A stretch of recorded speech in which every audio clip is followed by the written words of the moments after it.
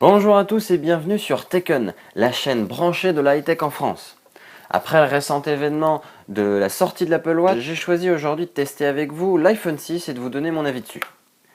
Cet iPhone fait suite à l'iPhone 5S, mais a un design totalement renouvelé avec des bords nettement arrondis. Il fait aussi preuve d'une finesse incroyable avec seulement 6,9 mm d'épaisseur. Un tout petit peu plus lourd que l'iPhone 5S avec 129 grammes, il reste tout autant très léger. Parlons maintenant d'un des points forts de cette nouvelle gamme d'iPhone. Il s'agit de la taille de son écran.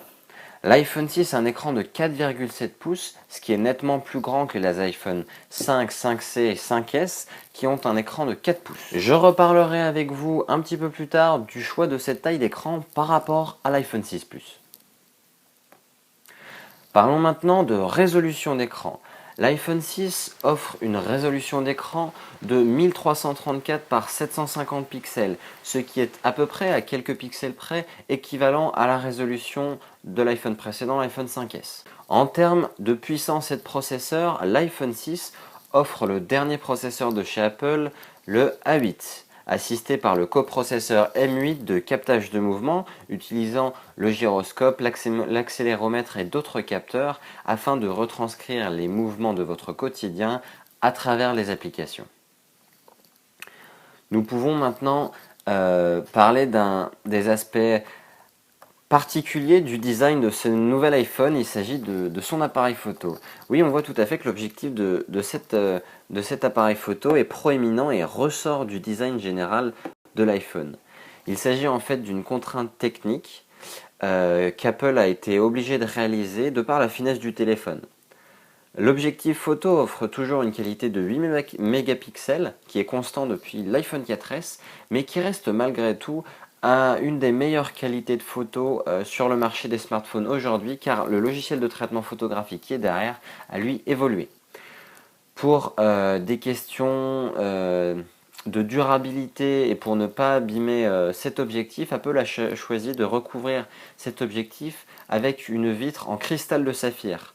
Offrant une totale protection aux rayures. C'est-à-dire que vous ne pourrez en aucun cas rayer cet objectif, à part si vous le frottez sur un diamant. Cet iPhone est aussi équipé de la technologie Touch ID qui est apparue sur l'iPhone 5S. En fait, il s'agit tout simplement de poser votre doigt sur le bouton Home afin de déverrouiller votre terminal, ce qui vous permet de le déverrouiller bien plus rapidement. Cette fonctionnalité va aussi vous permettre d'utiliser les fonctionnalités de paiement du style Apple Pay qui n'est pas encore disponible en France, ou encore acheter des applications à travers l'Apple Store. En étant dans Apple Pay, nous allons voir l'intégration de iOS 8 dans ce nouveau terminal. Nous pouvons vraiment voir par rapport à l'iPhone 5, à l'iPhone 5C ou encore à l'iPhone 5S que iOS 8 sur ce terminal est très fluide et très stable. Vous aurez peu, mais il y aura quand même des bugs. Ils seront beaucoup moins présents que sur les autres iPhones. Maintenant, tant qu'on est dans Apple Pay, on peut parler d'une technologie qui vient d'arriver chez Apple. Il s'agit de la technologie NFC. À travers une puce de technologie sans contact, nous pouvons, ou nous pourrons, quand cela sera disponible, utiliser Apple Pay pour payer sans contact à travers la carte bleue qui sera enregistrée préalablement dans notre téléphone, des achats que nous ferons dans des magasins, dans une boulangerie, etc., etc. Nous en venons maintenant aux points forts et aux points faibles de ce téléphone. Commençons tout d'abord avec les points forts. Il s'agit premièrement de la taille de son écran. Parce que comparé à l'iPhone 5S, il fait 0,7 pouces de plus. Ça paraît rien sur le papier, mais en pratique, cela vous offre un confort d'utilisation bien plus important. Notamment pour regarder des vidéos ou faire du traitement de texte rapide. Cela vous permet vraiment de voir une grande différence par rapport aux 4 pouces offerts à partir de l'iPhone 5. Maintenant, pourquoi 4,7 pouces, donc l'iPhone 6 plutôt que l'iPhone 6 Plus qui fait lui 5,5 pouces? Parce que ça devient littéralement encombrant.